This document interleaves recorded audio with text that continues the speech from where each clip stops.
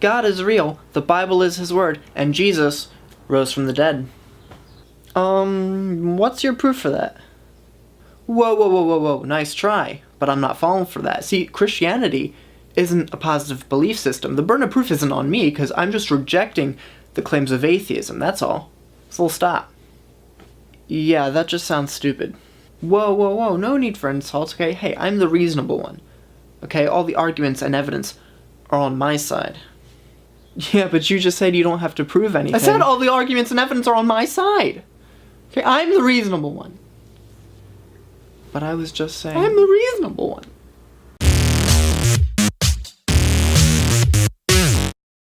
Heyo, YouTube peoples, Stumblin' Smith here for the Unapologetic Apologists, and today we're going to be answering a question that should be pretty simple, but actually turns out to be a point of contention in the debate between atheists and Christians today.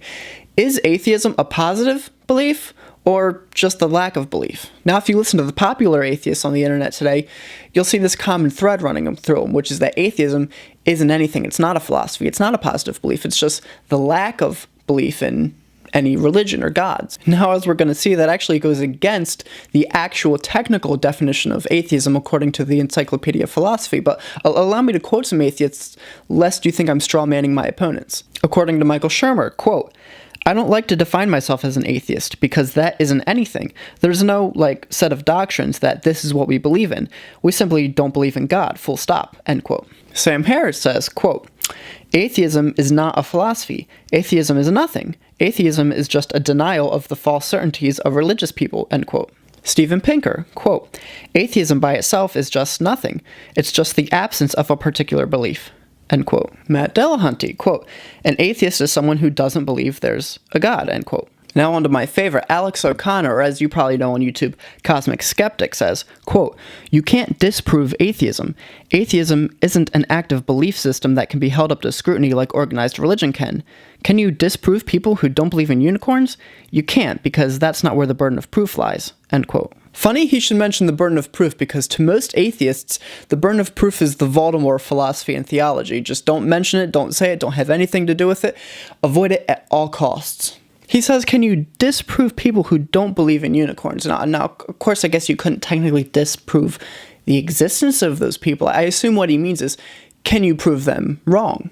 And it's no mistake that he's using this example, by the way, because, of course, the disbelief in the existence of unicorns would be the default position for most people. Now, never mind that I don't think that's comparable to religion or belief in God, but it actually is possible in principle to disprove the belief that there are no such things as unicorns. Theoretically, you could discover a unicorn. We could find the first ever unicorn somewhere, and if we presented that as evidence, it would prove that those people's belief is wrong, that my current belief that there are no such things as unicorns is wrong. This is another piece of this puzzle, a popular claim among atheists, which you can see expressed better in one of the videos I'm going to link in the description, is that you can't prove the non-existence of something. Which, fair enough, if you couldn't prove the non-existence of something, then the atheists would be right. They wouldn't have the burden of proof in this debate. But this is just false.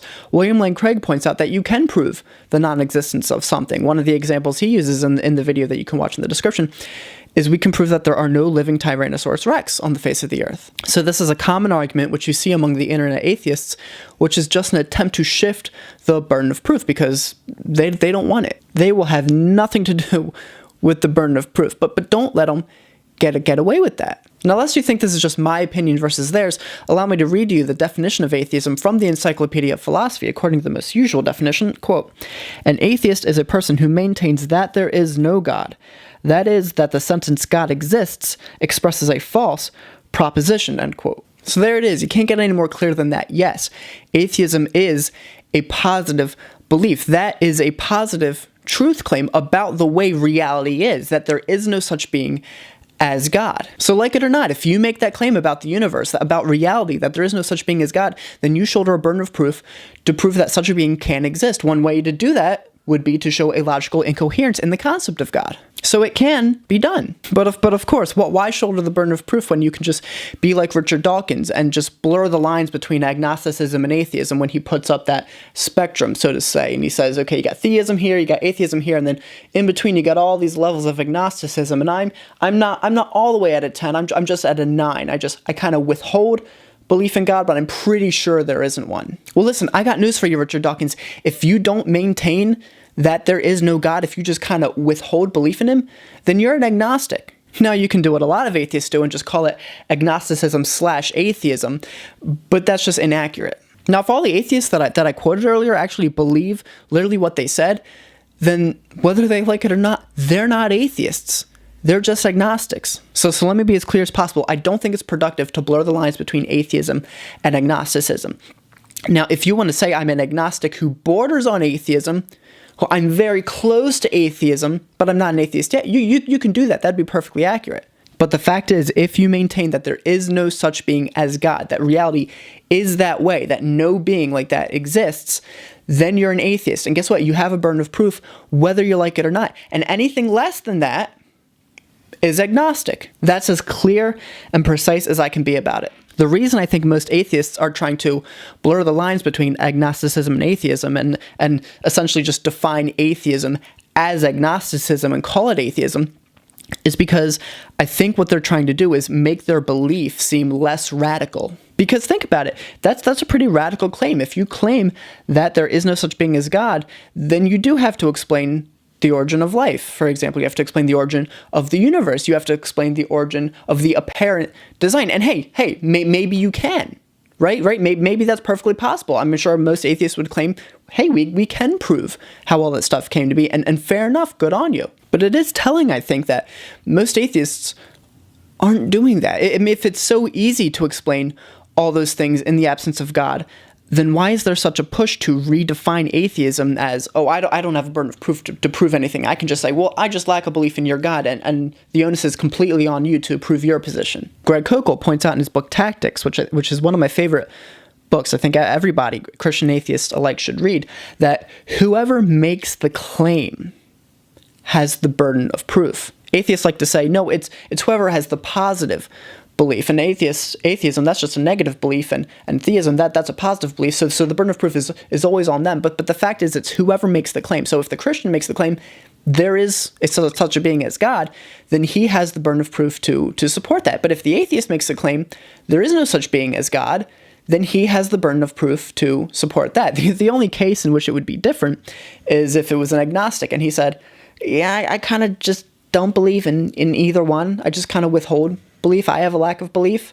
Then if anybody else wanted to convince him of their particular belief, then yeah, they would have the burden of proof. That's the only case in which that happens, is if you're not making a positive claim, which again is why the atheists want atheism not to be a positive claim. But guess what, it is. Now, if you disagree with me, comment below. I'd love to hear from you. I know I've already disagreed with some of the more popular atheists out there, which I'm huge fans of most of them, by the way. Michael Shermer, personally, is my one of my favorite thinkers out there. He's definitely my favorite atheist. Cosmic Skeptic, he's a really interesting guy because it's almost like he's reinventing atheism. A lot of beliefs he has run counter to the more popular beliefs that a lot of the more popular atheists have right now. So I'd really like to talk to him sometime about some of those ideas. Anyway, I really appreciate you guys taking the time to watch this video. Please share it with your friends. Be sure to follow me on Twitter @StelmanSmith. And look, at the end of the day, you really don't have to contend with my arguments, do you? I mean, you could just write me off as a silly Christian who disagrees with the more brilliant thinkers out there. I mean, after all, look at all the profound atheists I disagreed with. But then again, they just kind of gave their opinions on what atheism was, and I actually read from the Encyclopedia of Philosophy. So, come at me, bro. I'm the reasonable one.